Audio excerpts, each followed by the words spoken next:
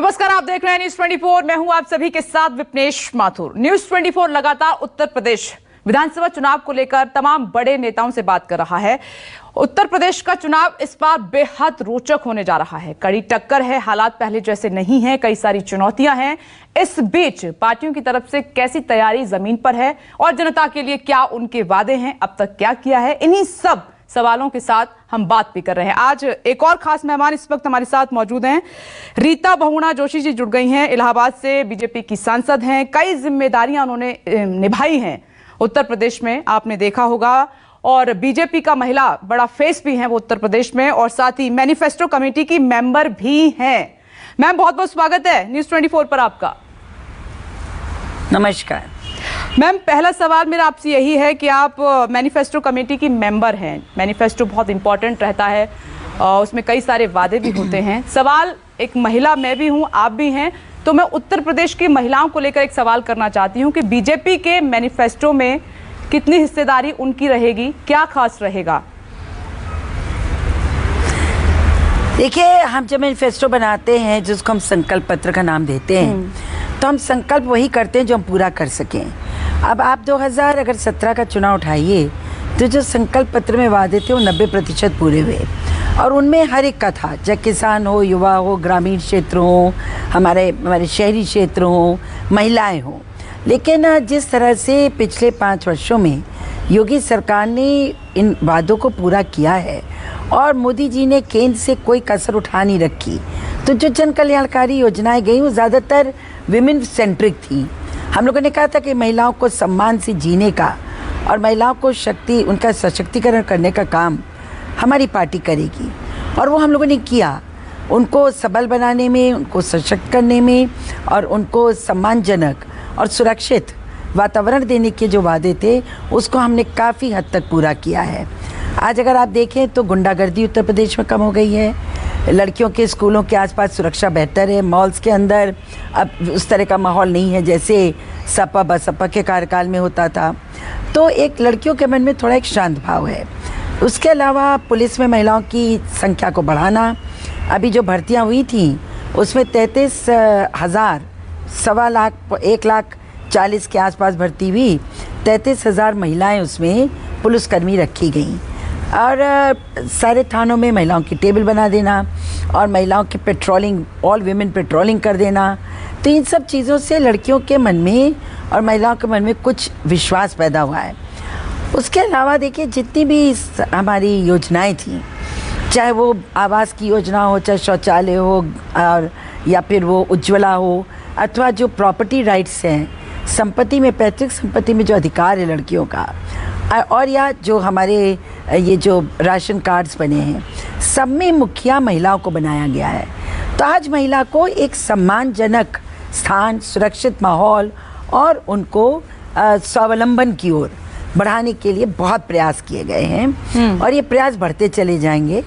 और आप देखिएगा उत्तर प्रदेश में जो मुद्रा लोन दिया गया, या फिर जो अभी हमारे स्वयं सहायता समूहों को बैंक ट्रांसफ़र पैसे का हुआ है, उनको कोलेटरल्स दिए जा रहे हैं, तो ये एक महिलाओं को हर तरह से सक्षम बना रहा है। और आप भी जानती हैं कि कुटीर उद्योग जो है वो ज़्यादातर महिलाओं के हाथ में है। और जो हमने 1 डिस्ट्रिक्ट 1 प्रोडक्ट, एक जनपद एक उत्पाद की बात करी, तो चाहे वो चिकन के कारीगर हों, चाहे चूड़ी बनाने वाली हों, चाहे कारपेट इंडस्ट्री में हो, चाहे वो जरी के काम में हो, जरदोजी में हो, सब महिलाएं तो हैं। तो एक तरह से केंद्र की सारी योजनाएं एक तरह से देखिए तो महिलाओं के लिए सबसे बड़ा बूंद बनकर आई है, और इसको हम विस्तृत करेंगे। हम चाहेंगे कि अभी देखिए, भ्रूण हत्या को रोकने के लिए जो प्रयास हुए, जो हमारे मुख्यमंत्री जी ने सुकन्या योजना दी, बालिका सुकन्या योजना, कितनी बड़ी योजना है वो। और हमारे यहाँ तो मातृ मृत्यु दर और शिशु मृत्यु दर गिरा है, और हालात बहुत पहले से बहुत अच्छे हैं। अभी बहुत ये कह लीजिए सब चीज़ परिपूर्ण नहीं है। अब जो मैनिफेस्टो आएगा, it will be a March ahead. अब उस पॉइंट से और आगे जाने का पॉइंट होगा कि लड़कियों की शिक्षा है, लड़कियों का रोजगार है, उसके लिए क्या करना है। ये सवाल मैंने इसीलिए पूछा, मैम आप देख रहे हैं कि प्रियंका गांधी की तरफ से एक ड्राइव चलाई जा रही है कि मैं लड़की हूं, लड़ सकती हूं। सम्मेलन भी किए जा रहे हैं, उनको सम्मानित भी किया जा रहा है और मैनिफेस्टो में कई बड़े वादे हैं। साथ ही टिकट बंटवारे में 40% की हिस्सेदारी है इस बार। तो क्या लग रहा है, आधी आबादी पर कांग्रेस कब्जा कर रही है, उनका दबदबा ज्यादा है? देखिए, कांग्रेस के पास अब कार्यकर्ता बचा है जमीन पे, ना वोट। अब जब आपके पास कुछ नहीं बचा तो कुछ ड्रामा ही सही। इस ड्रामे का लाभ क्या है? आप इतने वर्ष पावर में रहे, 70 वर्ष करीब, आपने लड़कियों के लिए, महिलाओं के लिए ऐसी कौन सी योजना बना के क्रियान्वित की? आप चाहते तो कुछ भी कर सकते थे, लेकिन नहीं किया। महिला आरक्षण विधेयक ला सकते थे, आप नहीं लाए। उस समय भाजपा ने कहा था कि अगर आप पॉलिटिक्स में, विधानसभा और लोकसभा में अगर आप महिला आरक्षण बिल लाएं तो आपका समर्थन करेंगे, तब भी नहीं आया। महिलाओं के लिए, उनकी सुरक्षा के लिए कानून तो बने पर उनको इम्प्लीमेंट नहीं किया। तो ये जो इनका जो प्रयास है वो इतना है कि कुछ हो हल्ला होता रहे, किसान आएगा नहीं, मजदूर आएगा नहीं, ग्रामीण प्रभावित नहीं है, शहर के लोग इनके प्रभाव से मुक्त हो चुके हैं।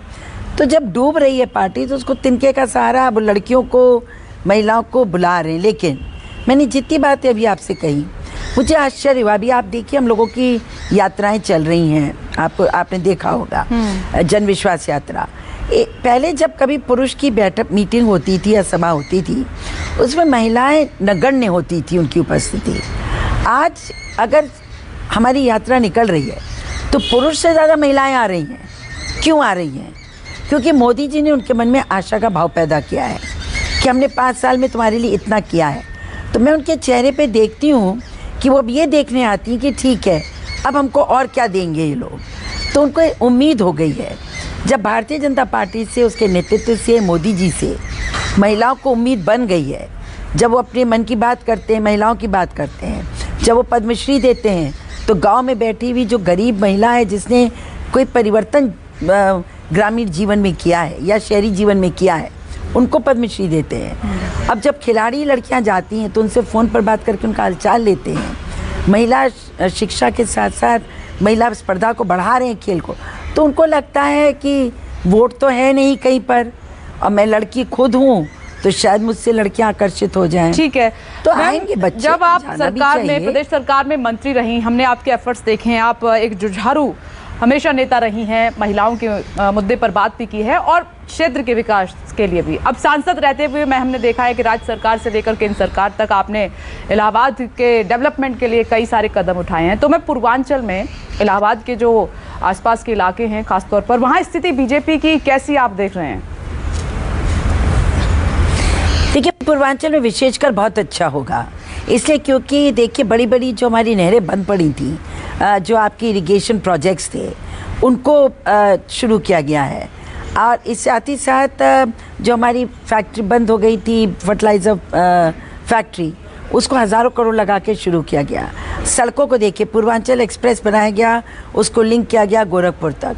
गोरखपुर में एशिया का सबसे बड़ा वाटर स्पोर्ट्स का जो है वो स्थान बन रहा है। पर्यटन की दृष्टि से और काशी विश्वनाथ को जिस तरह से विकसित किया गया, काशी विश्वनाथ कॉरिडोर बनाया गया, और बुद्धा सर्किट में हम लोगों ने अब इंटरनेशनल एयरपोर्ट खोल दिया कुशीनगर में, और उस सर्किट पे विशेष ध्यान दे रहे हैं। तो चाहे सांस्कृतिक रूप से हो, चाहे वो हमारे डेवलपमेंट से हो, चीनी मिलें बंद थी, उनको विकसित करने की बात की गई, जो सुस्त पड़ी थी उनको बढ़ाया जा रहा है, गन्ने के मूल्य कितने बढ़ाए गए, अनाज का जो प्रोक्योरमेंट है बहुत अच्छा है। और अब तो जो काला नमक जो हमारा चावल है, उसको देखिए एक्सपोर्ट क्वालिटी, उसको एक्सपोर्ट करने के लिए एक इतनी ज़ोरदार प्रयास हो रहे हैं। आपके पूर्वांचल से जो सब्जियां होती हैं उनके एक्सपोर्ट करने की बात हो रही है। और फिर जो टेक्सटाइल है उसको बढ़ाया जा रहा है। तो हर तरह से, चाहे वो हमारे क्षेत्रीय टेक्सटाइल्स हों, चाहे हमारे क्षेत्रीय वो हैंडीक्राफ्ट्स हों, या हमारी सांस्कृतिक पुनर्जागरण, उसकी धरोहरें हों, चाहे वो बुद्धा सर्किट हो या हमारा काशी विश्वनाथ और अयोध्या हो, तो इन सब बातों को अगर आप देखें तो हर तरफ से, एक तरफ से सांस्कृतिक पुनरुत्थान हो रहा है, दूसरी तरफ से वहाँ की इकोनॉमी को बेहतर बनाया जा रहा है। जिस प्रकार की कनेक्टिविटी दी गई है रिकॉर्ड टाइम में, वो वहाँ की अर्थव्यवस्था को बेहतर करेगी।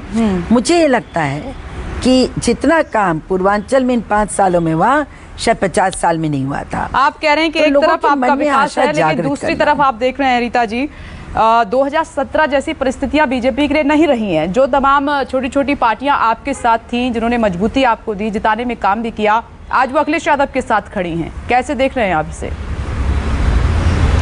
इसका कोई लाभ नहीं होगा। आप मुझे बताइए, पिछली बार एक बारी जब पिछले 5 साल का चुनाव देखिए, जब एक चुनाव में कांग्रेस और समाजवादी साथ खड़ी हुई, एक चुनाव में बीएसपी और समाजवादी शुरू हुई। क्यों? वो जातीय समीकरण थे ना। देखिए, जातीय समीकरण का प्रभाव अब नहीं पड़ता, अब पड़ता है विकास के नाम पर। मुझे ये बताइए, जिन गरीबों का आज उत्तर प्रदेश के 16 करोड़ लोगों को अनाज का वितरण हो रहा है, तेल मिल रहा है, चावल दाल मिल रही है, चीनी मिल रही है और 10-10 किलो अनाज मिल रहा है। कौन लोग हैं ये वही गरीब हैं जिनके नाम पर रोटी सेकते हैं कुछ छोटे दल वाले। हमें क्या बोलना चाहिए, चाहे वो राजभर जी हों, चाहे वो अन्य कोई हों, ये लोग गरीबों के कंधे पे चढ़कर राजनीति करते थे। कभी उनके लिए लड़े नहीं, कभी उनको सुविधा देने की बात नहीं। तो अब जो हमने कार्यक्रम किए, इन सब का लाभ उन्हीं वर्गों को मिला है जिनका वो प्रतिनिधित्व करने का दावा करते हैं।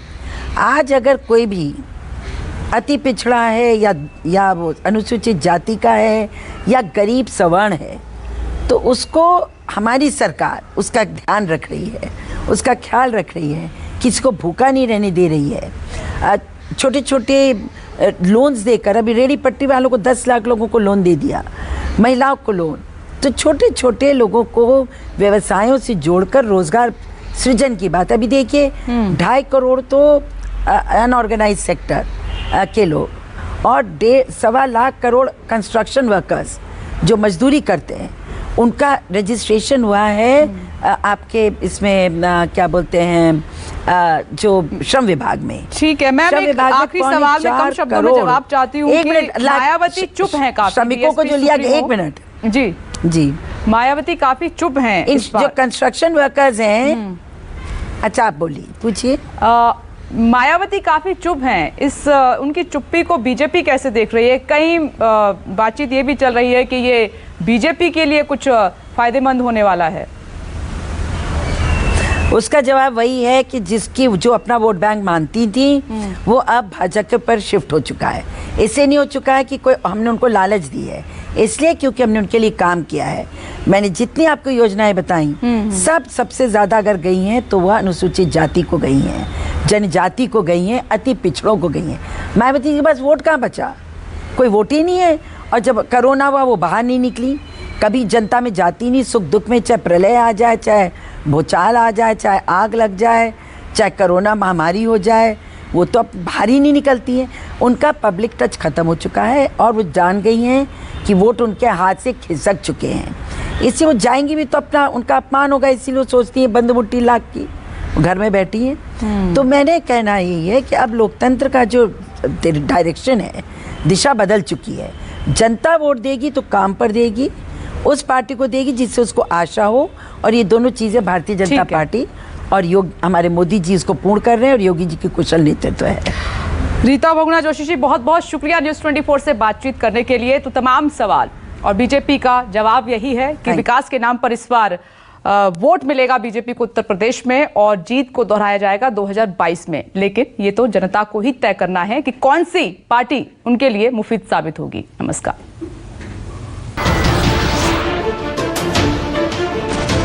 नमस्कार, मैं हूं मानक गुप्ता।